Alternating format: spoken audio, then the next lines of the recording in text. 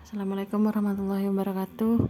Mohon izin Ibu, Mbak-mbak senior, ini saya mau menyampaikan tentang indikator mutu unit karena kemarin belum sempat ngobrol di ruangan ya. Ini saya sudah berusaha untuk meringkas. Mungkin kalau ada tambahan atau kekurangan, mohon izin bisa konsultasi nanti atau berdiskusi di ruangan. Ini sebelumnya indikator mutu nasional rumah sakit, indikator mutu prioritas, dan indikator mutu unit rumah sakit. Dasar hukumnya untuk pengukuran indikator mutu sudah ada ya. Jadi untuk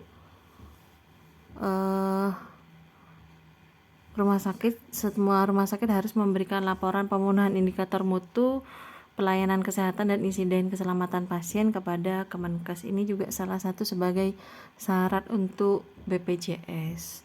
Jadi wajib dilakukan. Untuk mutu pelayanan ada dimensi mutu. Dimensi mutunya itu karakter mutu, kondisi ideal mutu layanan kesehatan. Kalau indikator mutu itu ada 3, indikator nasional mutu atau INM, indikator prioritas rumah sakit, dan indikator mutu unit kerja. Dimensinya yang efisien, aman, adil, berorientasi kepada pasien, efektif, dan tepat waktu, dan juga terintegrasi. Nah, pengukuran dan pemilihan juga evaluasi untuk peningkatan mutu ini dan keselamatan pasien merupakan proses kegiatan yang berkesinambungan.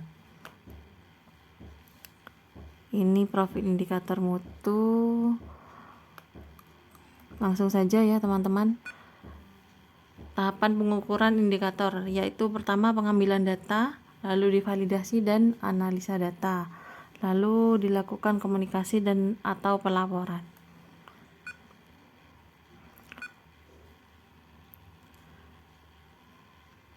Lanjut, indikator nasional mutu rumah sakit ada kepatuhan kebersihan tangan, penggunaan APD, identifikasi, waktu tanggap SC, waktu tunggu rawat jalan, penundaan operasi elektif, kepatuhan visite dokter, pelaporan hasil kritis lab, kepatuhan penggunaan formularium nasional atau Fornas, clinical pathway, risiko jatuh, waktu tanggap komplain, dan kepuasan pasien. Ini yang dilakukan di Katelea, ada 13 ya. Sudah dijabarkan di sini. Nanti kita bahas satu-satu. Yang pertama, kepatuhan kebersihan tangan. Ini yang PIC-nya Mbak Arsika. Sedikit ya saya sampaikan kalau yang dikatakan petugas patuh itu yaitu melakukan 5 moment sebelum diukur oleh PIC. Dikatakan patuh adalah 5 momennya itu yang benar, jadi dikatakan patuh. Untuk selebihnya nanti biar Mbak Arsika mungkin diskusi di ruangan. Lalu yang kedua, kepatuhan identifikasi pasien. Jadi sebelum ke pasien kita harus melakukan identifikasi. Minimal ada 2 identifikasi yang dilakukan, yaitu nama dan tanggal lahir pasien. Itu dikatakan patuh ya teman-teman. Yang dilakukan itu saat pemberian obat, pemberian cairan intravena, produk darah, nutrisi, prosedur tindakan, prosedur operasi, prosedur diagnostik atau pengambilan sampel, pengambilan darah, itu harus dilakukan identifikasi. Nanti ini filenya ada di desktop, di depan sudah ada indikator mutu. Kalau misalkan surveyor tanya ya, sudah dikerjakan, ada di desktop di depan. Ini contohnya yang sudah dikerjakan. Jadi pemberian obat, ada pemberian nutrisi, pemberian darah, pengambilan spesimen, dan tindakan diagnosis. Kalau dilakukan secara benar, petugas di observasi, yang ngomong observasi itu bisa PIC pengumpul data yang divalidasi oleh kepala ruangan. Jika benar ditanyakan nama dan tanggal lahirnya, berarti realisasinya 1, peluang 1, misalkan pasien itu diinjeksi peluangnya 1, realisasinya benar dilakukan jadi nilainya 1, gitu ya. Lalu kepatuhan visite dokter. Visite dokter ini dilakukan yang benar itu numeratornya patuh pada jam 6 sampai jam 14. Jadi kalau Pak dokternya sudah visite di atas jam 14, itu berarti tidak dikatakan tidak patuh ya. Semua pasien yang dirawat inap ya. Ini contohnya yang sudah dikerjakan di ruangan. Ini nama dokternya, terus jamnya, jam visite. Nanti di total berapa persen sudah ada di bawahnya ya di desktop. Bisa dilihat nanti. Lalu kepatuhan upaya pencegahan risiko jatuh. Jadi jumlah pasien rawat inap yang berisiko tinggi saja. Berisiko tinggi jatuh yang mendapatkan ketiga upaya pencegahan risiko jatuh. Apa ketiga upaya pencegahan risiko jatuh itu? 3 upaya pencegahan risiko jatuh itu ada asesmen awal risiko jatuh, asesmen ulang, sama diintervensi. Intervensinya apa? Kalau memang dia risiko tinggi, ya pagarnya dipasang, lantai tidak boleh licin, gelang Valrix itu dipasang warna kuning, gitu ya. Ini contohnya. Sementara tidak ada saya buat iya, tapi tolong teman-teman, ini hambatan di Katelea untuk form resiko jatuh ini belum dilampirkan, minta tolong untuk di ini ya, di print pada saat menerima pasien baru, di asesmen dulu pasien itu resiko jatuh atau tidak, resiko tinggi atau tidak. Itu yang ada tabel-tabelnya. Kita belum pernah ini melampirkan ya Katelea. Kalau ruangan lain sudah. Jadi mungkin sebagai bahan perbaikan. Lalu kepatuhan penggunaan APD, sekilas saja ini kan Mbak Rizika ya mungkin yang wewenangnya menyampaikan. Kalau APD ini yang dihitung itu yang benar pada saat benar apa tidak pada zona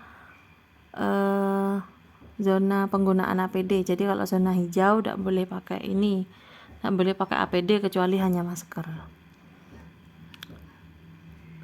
Lalu kepatuhan petugas dalam melakukan handover. Untuk handover ini contohnya yang sudah di-share kemarin ya, itu ditandatangani, dikasih tanggal, jam, lalu informasi handovernya apa. Kalau tidak ada yang planning, tulis aja terapi lanjut. Jangan lupa di stempel, diberi nama. Yang menerima juga siapa, diisi nih. Ini contohnya ada di desktop. Terus untuk selanjutnya komunikasi efektif dengan metode SBAR TBAK. Ini sekilas saja untuk SBAR. SBAR itu situation, background, assessment, dan rekomendasi. Jadi pada saat telepon atau WA disampaikan keadaannya pasien, situasinya bagaimana, atau ada background masalah sebelumnya pasien, atau ada riwayat penyakit sebelumnya, di asesmen dan rekomendasi. Lalu dilakukan TBAK, menuliskan pesannya, membacakan kembali, dan konfirmasi ulang. Ini contoh yang ada di desktop ya teman-teman. Jadi kalau hambatannya untuk SBAR TBAK ini karena dokternya tidak tanda tangan ya, tidak diberikan tanda tangan pada kolom stempel SBAR TBAK. Itu minta tolong mungkin kalau yang mudah-mudah dokternya bisa ditandatangani seperti Dokter Sugeng, Dokter Indra, Dokter Angga, itu SBAR TBAK-nya minta tolong langsung ditandatangani saja, dikasih nama nih. Terus lanjut clinical pathway, ini yang hambatan juga untuk Katelea. Clinical pathway-nya hipertensi, terus macam-macam clinical pathway itu ya, kejang demam, itu dengue fever saya belum menemukan ininya, clinical pathway-nya. Minta tolong yang sudah ditunjuk teman-teman untuk dikerjakan nih. Lalu kalau indikator mutu prioritas rumah sakit itu adalah pelayanan maternal dan klinik fertilitas. Jadi teman-teman RB itu banyak ya indikator mutu prioritasnya. Nanti kalau ada pertanyaan siapa yang mengukur atau memvalidasi indikator mutu, yang mengumpulkan adalah PIC pengumpul data yang divalidasi oleh Karu. Kalau misalkan Karunya menunjuk Katim, ya Katim itu yang mengukur apakah petugas ini sudah benar 5 moment atau petugas ini benar melakukan handover, seperti itu. Indikator mutu nasional merupakan tolak ukur untuk menilai tingkat keberhasilan mutu pelayanan kesehatan di fasilitas pelayanan kesehatan. Rumah sakit harus melakukan pengukuran dan pelaporan indikator nasional mutu. Nah, ini untuk semua sebenarnya bertujuan untuk memberi perlindungan kepada kita, pasien dan pengunjung. Sekian teman-teman, mungkin kalau ada kekurangan bisa didiskusikan ya. Nanti bisa dilihat, itu ada di desktop indikator mutu Katlea. Lalu apalagi ya kekurangannya, kepulangan pasien itu kurang dari 2 jam, ada ya indikatornya. Sebentar.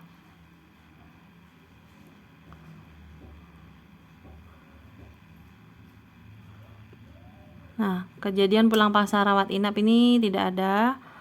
Lalu yang terakhir, waktu tunggu pulang rawat inap maksimal 2 jam. Ini sudah dilakukan ya. Diusahakan sudah dilakukan. Ada sudah formatnya di desktop, sudah dikerjakan juga. Terima kasih teman-teman, kurang lebihnya mohon maaf. Assalamualaikum warahmatullahi wabarakatuh.